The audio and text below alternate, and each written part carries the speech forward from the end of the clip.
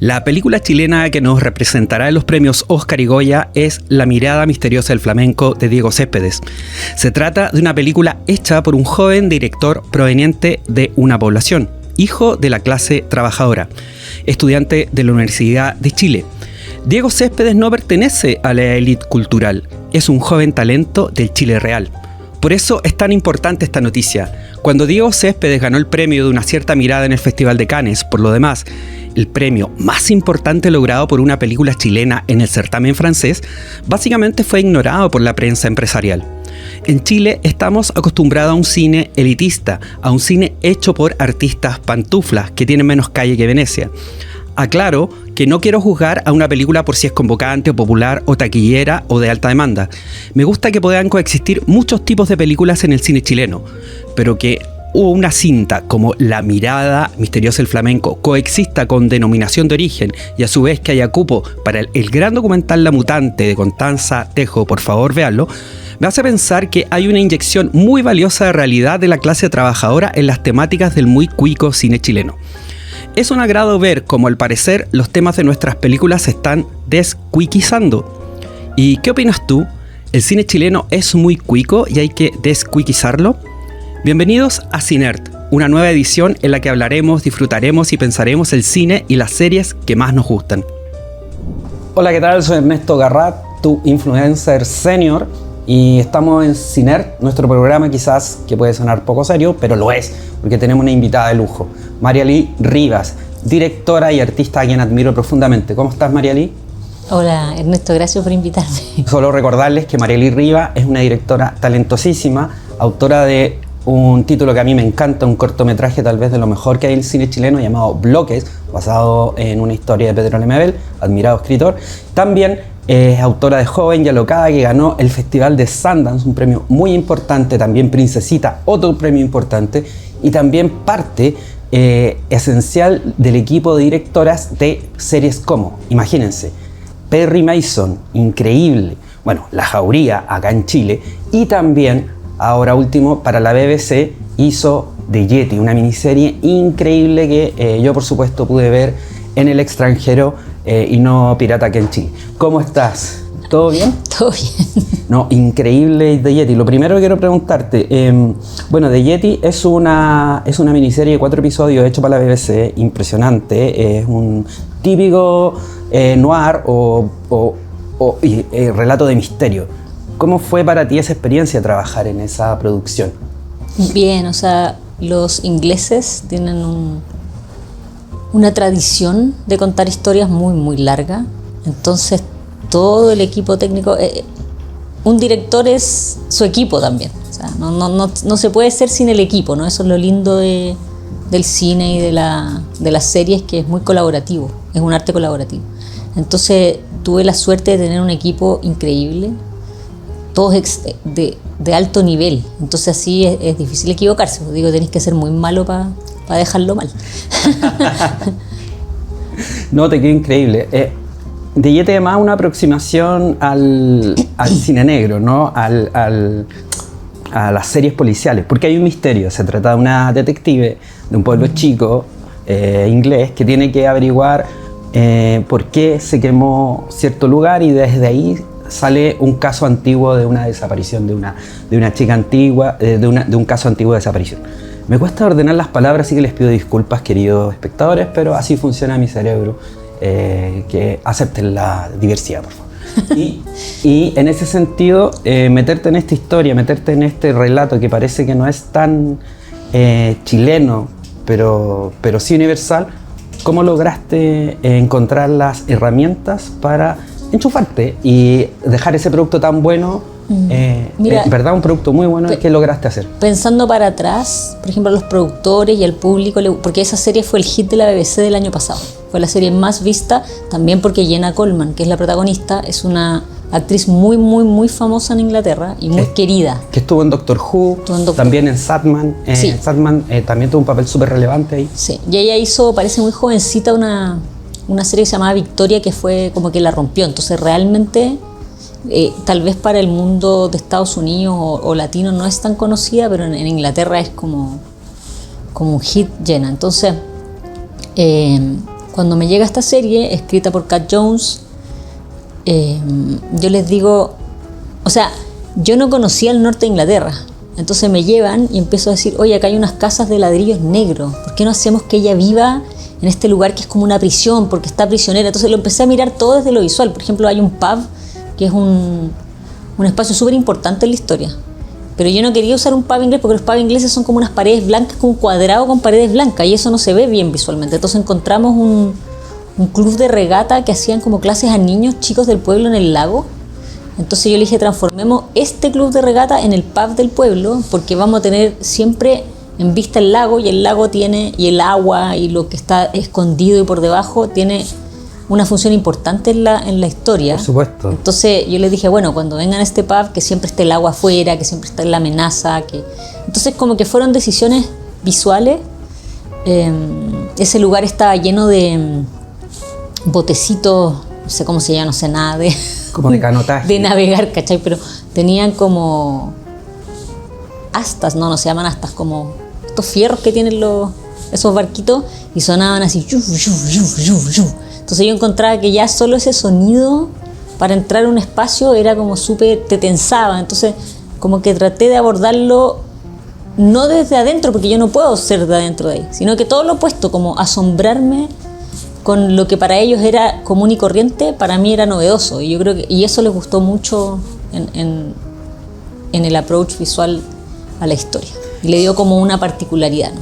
Oye, sí, hay una cosa súper importante, porque The Yeti no se siente como, justamente quizás por eso, no se siente como algo que fuera impostado, a pesar de que tú vienes de afuera. Todo lo contrario, todo se siente súper orgánico y natural. Y en ese sentido hay algo que me sorprende, que la serie, además de verse muy bien y de resolver muy bien su lógica de crimen, uno está así al borde del asiento esperando que no se corte la transmisión así con los avisajes porque uno la ve pirata. No, es muy buena. Me gustaría saber cómo fue en ese sentido para ti entender el idioma, porque el inglés que hablan ahí es súper profundo, es súper como Cockney, es muy de clase obrera, sí. Entonces es muy difícil seguirlo. Y cómo logras resolver eso mezclado todo esto con el diseño sonoro, porque el diseño sonoro de la serie es espectacular, es verdad, tú sientes que estás ahí a través también del sonido. Sí, sí. Y bueno, a mí el sonido siempre me ha gustado mucho, o sea, se llama audiovisual por algo, y la gente tiende a pensar, no los directores, o sea, la gente que trabaja en esto entiende cuán importante es el sonido, ¿no? Pero desde afuera tal vez se podría ver que lo más importante es la imagen. Sin embargo, el 50% de la construcción de la atmósfera y de estar en los lugares tiene que ver con el sonido, ¿no? Entonces sí hubo un esfuerzo deliberado por construirle un mundo sonoro importante a la serie, que correspondiese con los espacios, pero también que sirviera para tenerte siempre tenso de una manera más inconsciente, porque lo visual es más inmediato, ¿no? Entonces uno entiende que si va, no sé, una cámara por un pasillo oscuro, te tensa por esa visualidad, pero si tú a eso le agregas un sonido casi imperceptible, bajo, de drone se llama ese sonido, te va tensando de una manera más inconsciente el sonido. Entonces sí hubo un diseño de sonido así. Y respecto al idioma, cuando yo hice Perry Mason fue la primera experiencia de dirigir en inglés, y yo justo hacía años me habían invitado como a Toronto al Talent, tengo igual mala memoria como tú, entonces Talent Campus Toronto, sí, del Festival de Toronto. Sí, del Festival de Toronto. Entonces nos mostró en esa época Gravity Cuarón. Ah, buenísimo. A los que éramos los 15 del Talent, y después teníamos una conversación con él, ¿no? Yo le digo, ¿cómo diriges en inglés? Y él, porque decía, ¿cómo puede entender que algo suena verdadero? Porque para mí siempre es muy sonoro, la dirección de actores es muy sonora. Es como cuando algo suena falso, cuando alguien te dice una mentira, hay una sonoridad falsa, es particular eso, ¿no? Y él me dijo, no, tienes que tener buenos actores. Y yo pensé, bueno, pero qué respuesta más rara, ¿cachai? Porque no siempre vas a tener buenos actores. Entonces cuando hice Perry Mason me di cuenta que la verdad de la actuación igual reside en el sonido, no importa el idioma. O sea, hay algo más allá de las palabras donde está la verdad emocional de una escena, ¿no? Y luego en Inglaterra es cierto que ese acento es súper pesado porque es un acento del norte. Cuando voy a Inglaterra, que se filma en el norte de Inglaterra cerca de Manchester, y tienen un acento, es súper curioso porque UK es como pequeño. Y a mí yo decía, pero ¿cómo nos vamos 1 hora y media en tren y ya hablan completamente distinto? Pero es así. Y primero no les entendía nada. O sea, yo, no sé, pues salía con mi esposa y pedíamos algo, no nos entendían ellos porque no están acostumbrados los latinos, entonces nuestro acento, que en Estados Unidos todos hablan casi español y el acento latino es muy normal, decían, ¿qué? Nosotros no, queremos un pan con palta, ¿cachai? No nos entendían nadie, nosotros no le entendíamos a ellos. Pero como todo es sonido, yo empecé a... Creían que los estaba molestando, pero yo los imitaba cuando me hablaban, a los de mi equipo. Y me decían, no está haciendo burla. Y yo, no me estoy burlando, estoy tratando de escuchar el sonido para acostumbrarme a la sonoridad del idioma. Y rápidamente, al par de semanas, ya entendía todo lo que decían. Y luego lo otro es la sonoridad de la verdad de la actuación. Los actores ingleses son muy buenos actores, además. Entonces era bastante placentero trabajar con ellos, son súper abiertos, hicimos lecturas de guión, conversamos de los arcos de personaje y luego en set también trabajábamos harto con la actuación, sobre todo de los más jóvenes, ¿no? Porque Jenna, alguien que tú le dices una cosa y modifica y es súper buena actriz, las otras niñas jóvenes también eran buenas actrices, pero tenían menos experiencia, entonces ahí uno como director les tiene que dar más herramientas, ¿no? Sí, me gustaría hablar de tu background musical. Creo que es súper importante entender los diálogos y entender la oralidad de los textos que están escritos en el guión como si fueran también una especie de música, ¿no? Tú tienes algún background musical, ¿no? Sí, estudié...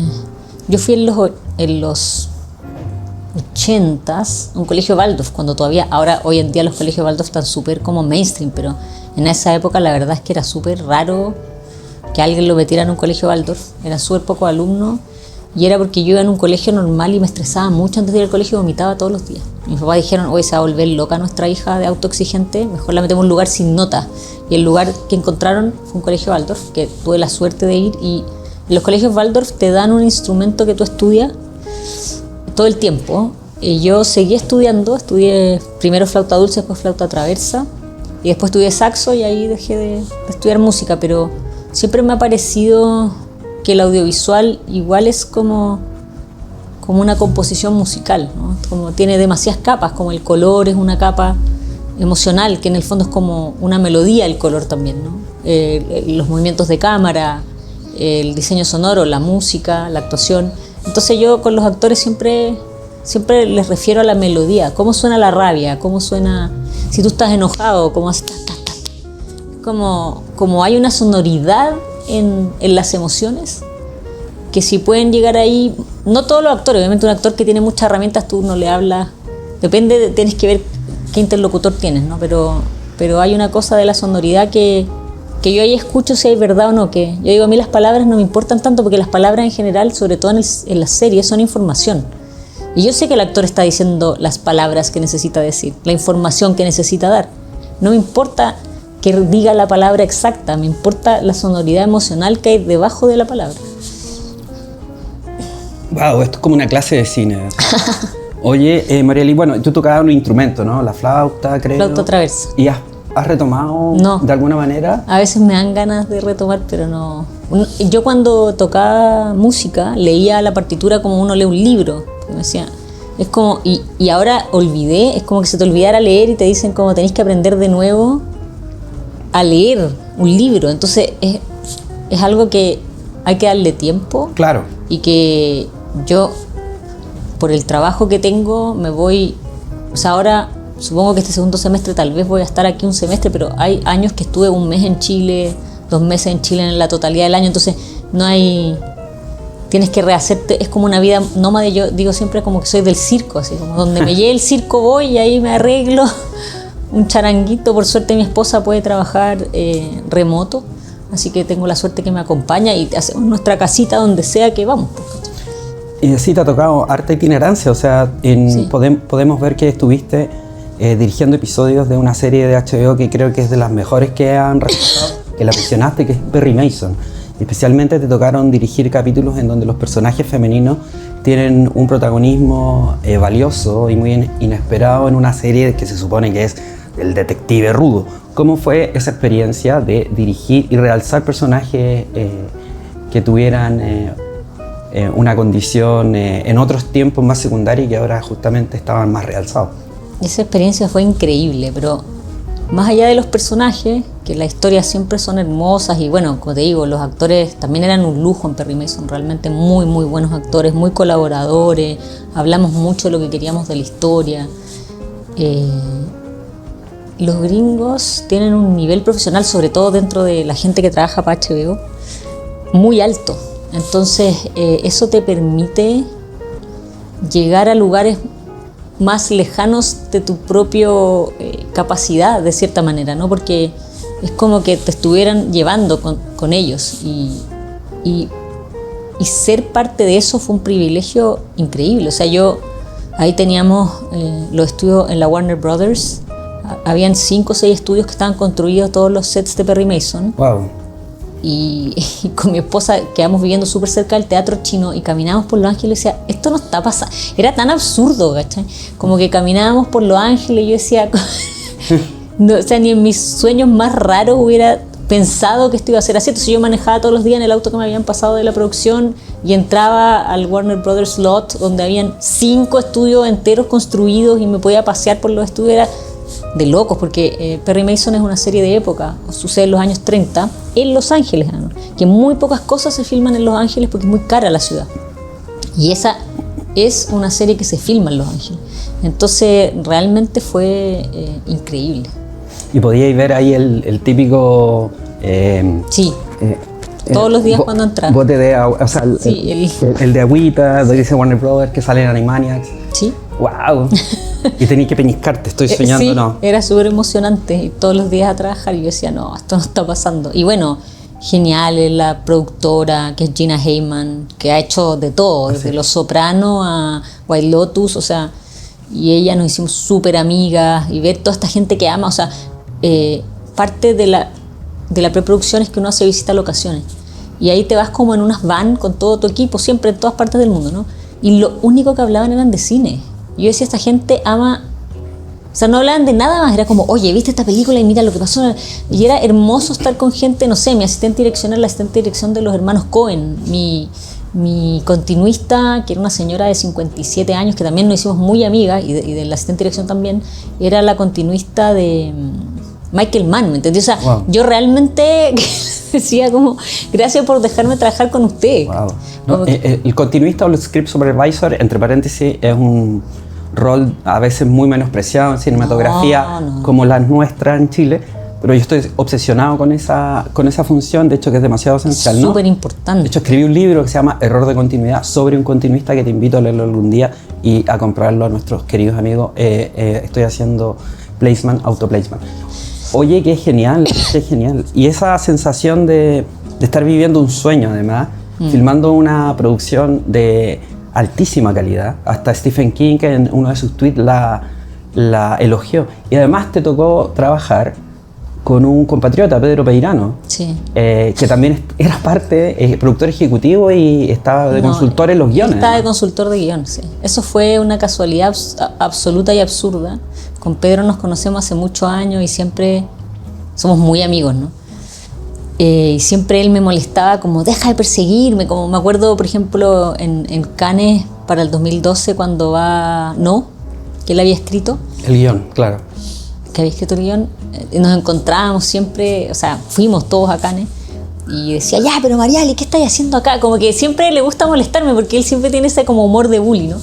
Y cuando ya como que de repente llegamos a la primera reunión con la productora, es Susan Downey, que es la esposa de Robert Downey Jr. Entonces están todas las productoras, todas mujeres, los escritores, y aparece Pedro y aparezco yo. Yo trataba de no mirarlo porque nos daba risa, porque me decía, pero ¿cómo puede ser que en mi primer trabajo en Hollywood tú vayas a dirigir? Y yo y llegamos por lados completamente diferentes, fue una total casualidad, y la casa que arrendamos quedaba a 50 metros de la casa de Pedro, entonces ya era como que lo estábamos acosando. Era muy gracioso, pero lo pasamos bien.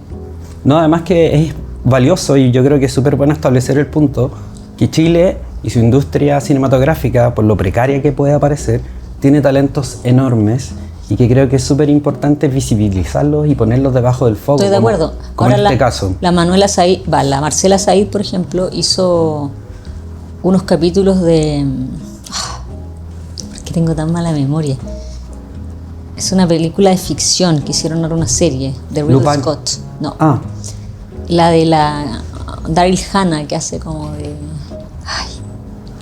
Es súper famosa esta película que te estoy diciendo. Daryl Hannah, Ridley Scott. Que Daryl Hannah, tal vez no es de Ridley Scott, pero creo que sí. Daryl Hannah hacía como de robot, de humanoide, así. Ah, de Blade Runner. Blade Runner. Hicieron una serie de Blade Runner. Y Marcela Said dirigió un par de capítulos. Está haciendo unas series muy grandes y... es la de...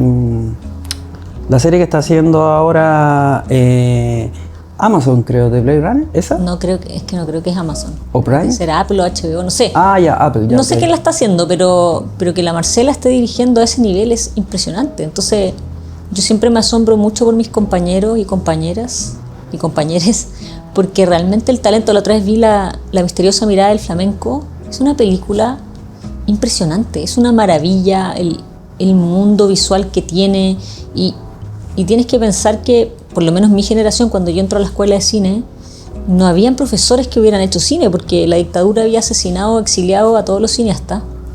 Entonces es medio como una autoinvención, sin ni un apoyo, porque si bien tenemos un fondo audiovisual, ese fondo audiovisual premia 6 películas al año en 3 categorías, o sea, tú tienes una posibilidad de 2 de ganarte un premio, es casi imposible ganárselo. Y a pesar de todo eso, hay una cantidad de cineastas increíble en Chile que yo así los aplaudo de pie a todos los compañeros y compañeras. Además que hay un hecho súper importante de la causa que tiene que ver con que han logrado internacionalizarse a un nivel increíble. O sea, la generación que por lo menos nació en el Festival de Valdivia, con el estreno justamente de películas como Sagrada Familia o incluso Sexo con Amor de Boris Cuecha, muchos de esos autores, esa generación a la que tú, claro, eres más joven, pero formas parte de eso. No, si yo era compañera de Lelio en la escuela. Ah, ¿en serio? Sí, pues yo soy de la generación de Pablo y de Lelio. Ah, ¿en serio? Sí. Yo pensé que eras más joven. Pero qué bien. Entonces esa generación ahora está muy internacionalizada y además está aportando ese talento para toda esta industria. Y podemos ver esta sensibilidad en series como El Yeti y como Perry Mason, no solamente local. Y desde ese punto de vista, ¿cuál es tu próximo paso en ese sentido? ¿Quieres hacer algo acá? Bueno, también está la serie Cromañón de Prime Video, que está en Argentina y que es muy buena sobre esa tragedia también, ¿no? Sí. Pero ¿piensas seguir internacionalizándote o te gustaría estar en...? No, la verdad es que llegué hace 2 meses a Chile de hacer una serie en Hong Kong que se llama The Season para SK Global, que son los productores de Crazy Rich Asians. Ah, sí, un éxito. Sí. Entonces sí, tuve la suerte de dirigir toda la primera temporada de esa serie, los 6 episodios. Wow. Para Hulu y Viu, que Viu es como el streamer, es como el Netflix asiático. Así que fue una experiencia bastante fascinante y la verdad es que a nivel de series, yo tengo la suerte de tener agentes y managers en Estados Unidos y en Inglaterra, así que por lo menos por ese lado voy a seguir trabajando en esos mercados que son más internacionales. Para hacer películas tengo muchas ganas estoy a puertas, pero bueno, es que las cosas siempre se pueden caer, entonces yo prefiero no anunciarlas, pero estoy hace muchos años trabajando en una película que al parecer se va a filmar el segundo semestre del próximo año, ojalá, toco madera, porque pucha que se ha corrido esa película. Y ahora cuando yo vuelvo a Chile siempre me pongo a escribir y a desarrollar películas, que tengo cosas en inglés y cosas en español, pero las películas son viajes largos, pues entonces me tengo que mantener. O sea, como que trabajo en series que me gusta igual y lo paso bien y aprendo y le doy más flexibilidad a mis herramientas de directora, ¿cierto? Porque uno poniéndose en distintos escenarios siempre aprende. Para mí es como un piloto, como los pilotos mientras más horas de vuelo tienen, más saben resolver cosas, ¿no? Y son más confiables, por ende. Entonces me gusta eso de que he trabajado he trabajado en Europa, en Estados Unidos, en Asia, en Latinoamérica.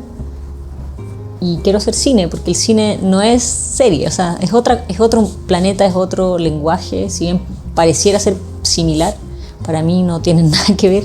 Entonces extraño bastante el volver a hacer una peli, y ahí el camino creo es hacer una en español, que puede que sea la que viene el otro año, pero también estoy con 3 cosas, que ahí hay una en español, una en inglés y una que es mitad y mitad. Así que vamos a ver qué sale primero. La verdad es que hay en medio una tómbola. Sí, porque en el fondo es tan inestable la industria acá, depende de verdad si te ganaste la lotería o no y puedes hacer la realidad o no. Y en ese sentido estas historias que estás planificando tienen algo de más libertad creativa, están circunscritas tal vez a un género cinematográfico. ¿Dónde te sientes más cómodo haciendo cine? Es que las 3 no se parecen en nada, así que una es de terror, porque creo que los géneros, habiendo hecho thriller de policial, me di cuenta que me gustaban los géneros. Tal vez yo no tenía eso como tan digerido inicialmente, porque tampoco la educación que tuve yo fue muy formal, porque la escuela estaba recién partiendo. O sea, yo nunca tuve real clases de guión, no me enseñaron, o sea, era como una cosa intuitiva que íbamos aprendiendo mientras hacíamos, que es una bonita forma de aprender también, ¿no? Entonces los géneros me parecen interesantes, me parece interesante como el marco que te da, ¿no? Entonces estoy escribiendo una de terror, la otra es, te podría decir, es medio similar a Juan Yalocada, que es como un dramedy, y hay otra que es más como un biopic, y la que voy a filmar idealmente el otro año es un biopic. Entonces son géneros súper distintos, pero a mí me gustan las cosas que me plantean preguntas. Entonces son preguntas que me hago respecto a personas o historias o vivencias, y eso la exploro, no para encontrar una respuesta, pero sí para poder expandir mi manera de entender esa problemática. Marialí, y en virtud del tiempo y para no seguir abusando de tu amabilidad, bueno, me encanta hablar de cine y contigo es bacán porque tenís como todo ese background impresionante y experiencia que hay acumulado en estas horas de vuelo. Hablando de películas, La misteriosa mirada del flamenco, ¿te gustó mucho, no? Me encantó, sí. Bueno, es la película chilena que va a representar a Chile en los Goya y en el Oscar. ¿Ah, sí? Sí. ¿Salió eso? No sabía. Sí, bueno, este programa va el viernes, así que lo subimos en la semana. Ah, no me llegó o el sábado. Es como, todavía no se sabe, pero estamos todavía anunciando. Pero como estamos grabados, es la magia del vivo. Y te parece interesante, ¿no? Que puede tener opciones porque es una película que ganó Cannes y... Para el Goya sin duda, para el Oscar no sé, porque, bueno, más encima ahora con todos los temas políticos que hay, está delicado, claro. Está delicado, muy delicado Estados Unidos, sobre todo con los temas de lo trans. Entonces no sé si la academia va a hacer algo como... Va a ser defensa corporativa. En rebeldía o lo opuesto. Claro.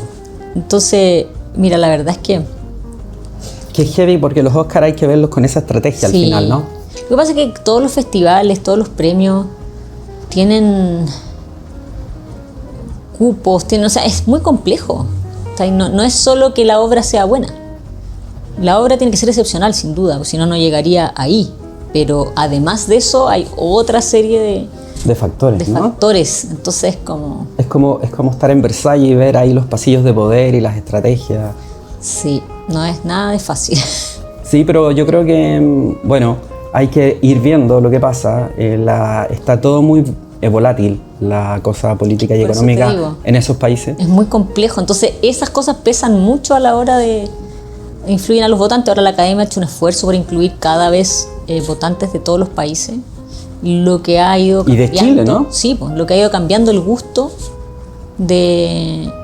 o las películas que llegan, ¿no?, a ganar y a ser seleccionadas. Entonces eso es una buena noticia y está bueno, lo aspecta bien para una película como La mirada del flamenco, pero es siempre difícil. Yo les deseo lo mejor, es una película que me encanta. Realmente me parece increíble, sobre todo una ópera prima así de buena, o sea... Increíble, pero no sé, es una tómbola de nuevo, todo es una tómbola en la vida. Sí, oye, y lo último, ¿Me puedes recomendar alguna película o serie o algo que pueda ver o podamos ver a nuestros queridos y espectadores cinéfilos? ¿Qué nos puedes recomendar? Difícil, tengo tan mala memoria. ¿O algo que hayas visto? Bueno, La mirada del flamenco, es que esa es medio de las últimas que vi. Vayan a ver La Ola en cines también. Perfecto. Es una gran Tuvimos a Sebastián Lelio, el primer invitado a este programa. Ah, Cevita. Va a estrenar Limpia, de Dominga Sotomayor, también en Netflix. Así que siempre voy a recomendar chilenos. Ya pasó el furor de esta de la denominación de origen, que Sí. me pareció súper buena también. Súper entretenida. Es difícil hacer humor, ¿eh? Es Sí, súper difícil hacer pero humor. tiene una cosa chilena muy conmovedora. O sea, yo lloraba y me reía Al mismo tiempo. al mismo tiempo con esa película, me encantó. Y luego de cine o de series, que tengo como el nivel de series y películas que consumo es tan alto, no sé, anoche estaba viendo Ben-Hur. O sea, Wow, la primera, me imagino. Sí, es como realmente como un espectro muy amplio, entonces Qué maravilla. se me olvida. ¿Cuántas películas veía a la semana o series veía a la semana? Todo el Cuando día. no estoy filmando, trato de ver una película diaria. Trato de levantarme y ver una película. Y ahí ya ponerme a escribir, porque me parece súper inspirador. Cuando estoy filmando no puedo ver nada. Veo como programas de reality de lo cansado, porque llego tan cansada después de filmar 12, 13 horas diarias, que el cerebro, no quiero trabajar. Y yo, si pongo una serie o pongo una película, inevitablemente estoy haciendo un análisis de cómo lo hicieron, por qué tomaron esas decisiones. Entonces no me puedo relajar. Pero ahora que estoy acá en Santiago, estoy mirando. Entonces como 6 meses miro, en este caso, no sé, hay veces que he estado todo un año sin que apenas puedo mirar películas, pero mi esposa produce Fidox. Entonces también ahora me dijo, oye, tengo que mirarme las 40 películas. Vimos la de la Lucrecia Martel, Perfecto. el último documental que está en Venecia. Que se acaba de presentar en Se Venecia. acaba de presentar en Venecia porque ella tiene que mirar. Entonces también tenemos la suerte de, con Fidox yo miro mucho películas con ella, y también yo soy parte del sindicato de directores de Estados Unidos y se votan muchas películas, entonces también me llegan adelantadas las películas del año para votar por ella. Entonces en general ahí como que digo, ya, por lo menos vi todas las películas del año, vi todos los documentales del año, y ahí voy como estando en un... Matea y aplicada. Sí, igual, no tanto, o sea, yo siento que no soy nada de Matea. Mi mejor amigo es Felipe Galvez, director de Los Colonos, y él, vive en Francia, pero hablamos, no sé, 3 veces a la semana por lo menos, y ese sí que es un Mateo, o sea, yo me siento una porra al lado de Felipe, ¿cachai? Sí, pero cada uno tiene sus conocimientos y sus virtudes, así que eso es lo más bacán de todo. Bueno, Marieli, te quiero agradecer 1.000.000 de gracias por haber venido a Ciner a hablar de cine. Creo que es un privilegio y un lujo tenerte, y un privilegio y lujo poder hablar de películas y series de tu trabajo, que es excepcional, y sin ser chupamedia, de verdad es admirable. Lo ha hecho súper bien, señor Tutito. Muy, muy bien. Muchas gracias por la invitación, qué lindo que se siga amando el cine de esta manera, porque a veces uno siente que ese amor se está diluyendo. No, somos muchos los que amamos el cine, y nada, yo quiero hacer esto porque sé que me veo bien en cámara, y por ellos, por la gente que ama el cine. Gracias por venir. Chao, chao. Chao. Nos quedamos congelados. Hola, ¿qué tal? Ahora en este segmento de Ciner estamos con el director cubano-boliviano, Sí. mi querido y bien ponderado Sergio Eguino Viera. ¿Cómo estás? Ahí todo bien, encantado de estar aquí, gracias. Estamos hablando contigo porque tu película documental, La raíz del olivo, está presentándose en distintas instancias en Chile hasta el 10 de septiembre. Es un documental que habla del conflicto, del genocidio de Israel contra Palestina desde una manera distinta. Recoge la historia de 5 migrantes palestinos en Cuba que están tratando de alguna manera de contar la tragedia que ocurre en Medio Oriente. Esta película la hiciste el 2024, ¿no? El 2023 y Sí, se estrenó ajá. el 2024. Exacto. ¿Por qué estaba esa urgencia de contar esta historia? Ok. Bueno, primero, antes que nada, una pequeña aclaración. Los entrevistados de La Raíz del Olivo no son migrantes. Importante decirlo porque muchos de ellos están en Cuba únicamente para sus estudios de medicina. Sí está Bassel, pero Bassel realmente vive hace 36 años en Cuba por otros temas, ¿no? Por el tema de que no puede volver a Gaza. Y bueno, hablando de Bassel, de hecho Bassel fue la motivación inicial para hacer el documental. El documental nace poco después la idea del documental poco después del 7 de octubre. El 18 de diciembre del 2023, Bassel pierde a 300 familiares suyos en varios bombardeos, entre los cuales estaba su padre que se negaba a dejar su casa una vez más. De hecho, tuvo una conversación con Bassel poco antes del bombardeo y Bassel le decía que se vaya de donde estaba. Y el padre le dijo que no, que esta vez no iba a ser otra Nakba. Él estaba en su casa, estaba en su tierra y no se iba a mover. Y poco después, bueno, lo bombardearon. Bassel, después de perder 300 familiares, nos pidió que no se haga ningún tipo de homenaje para su padre, que además era líder del frente, o para ninguno de sus otros familiares, porque si se hiciera cualquier homenaje tendría que hacérselo para todos los mártires desde 1948.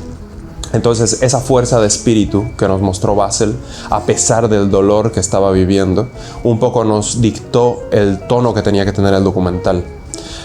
Fue Graciela Ramírez, la directora de Resumen Latinoamericano en Cuba, un medio de prensa cubano-argentino, que nos llamó a mi equipo y a mí y nos dijo: miren, esto está pasando, tenemos que hacer algo por el tema Palestina.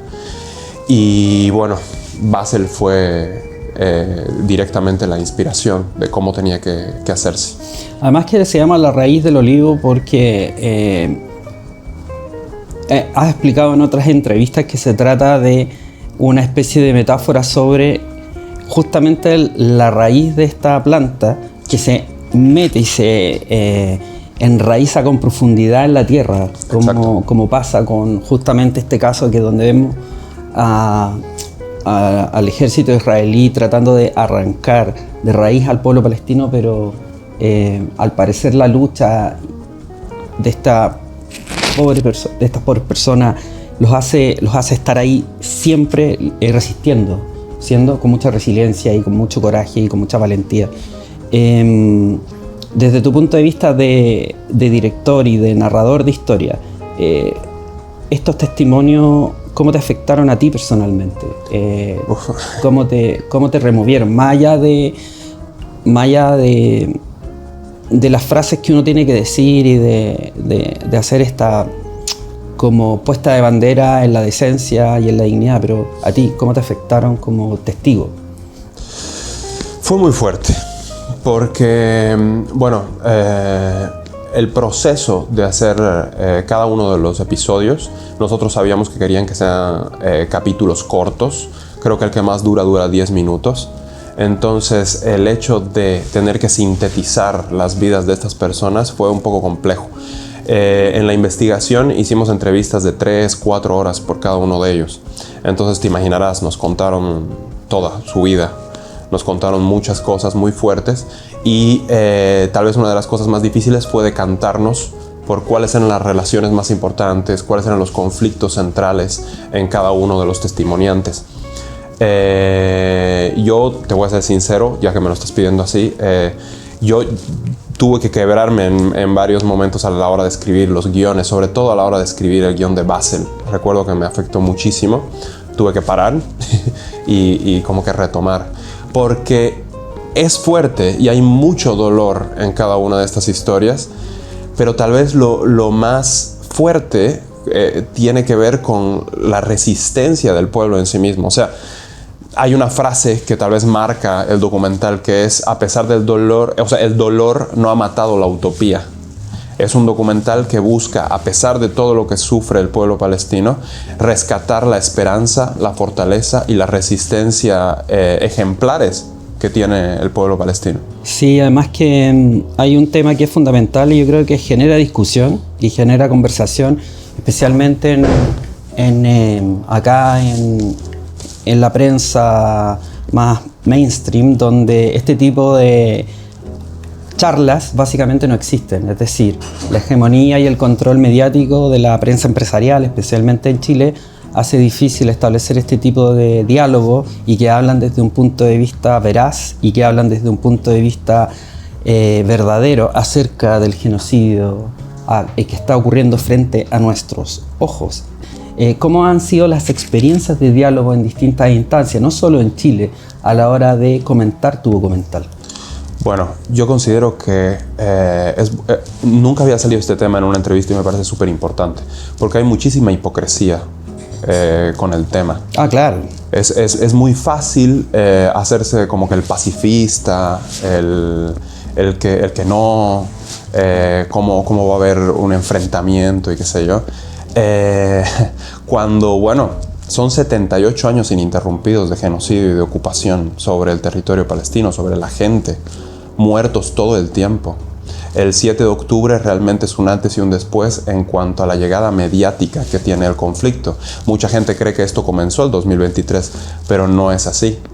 El 2023, por el tema de Hamas y el recrudecimiento del genocidio y la ocupación sobre Palestina, hace que suceda esto, que tengamos esta conversación, que ahora haya una flotilla de muchísimos países yendo hacia Gaza intentando romper el bloqueo. Realmente estamos viendo un genocidio en vivo y en directo y estamos teniendo la opción de resistir junto con el pueblo palestino. ¿Qué pasa? A veces perdemos de vista que Palestina no está tan distante como parece ser a nivel territorial. Esto sí lo he dicho en muchísimas entrevistas. El mismo que financia el genocidio y la ocupación en Palestina es el que tiene un bloqueo económico sobre Cuba hace más de 65 años.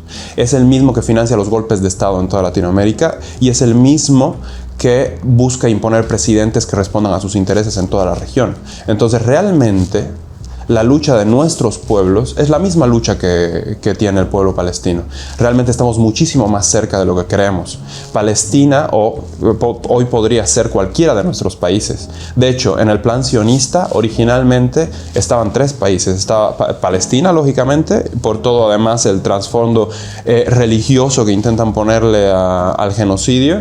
Estaba Argentina y estaba otro país en África. Entonces, si pensamos en Argentina, las bombas pudieran estar cayendo aquí al lado. Podríamos tener a Gaza, qué sé yo, en Buenos Aires. O sea, realmente no hay que caer en la trampa de lo político territorial. No, además acá en Chile el tema tiene una vital importancia porque somos el país que cuenta con la mayor cantidad de palestinos, entre comillas, fuera de Palestina. Tenemos una colonia palestina enorme. Se habla de un estimado entre 500.000 y 1 millón de personas que son descendientes, forman parte de la comunidad palestina en el exterior. Y estos temas creo que son vitales y muy importantes en la conversación pública y social. Y en ese sentido, creo que es importante apuntar a que esa conversación se avive y nos cause más ganas de seguir hablando del tema, porque Exacto. Está demasiado invisibilizado. O sea, hay demasiadas aristas internacionales, sociales, económicas, por supuesto, y geopolíticas a la hora de analizar esto, que finalmente es colonialismo, imperialismo en una nueva fase, pero también es un genocidio en vivo y en directo, y eso es aberrante y creo que también es importante como señalar el punto. Son personas y son personas que en tu documental me gustó la idea porque son personas que están recortadas y no están puestas en la porno violencia que hemos visto en redes sociales con gente masacrada, niños, personas, mujeres, civiles.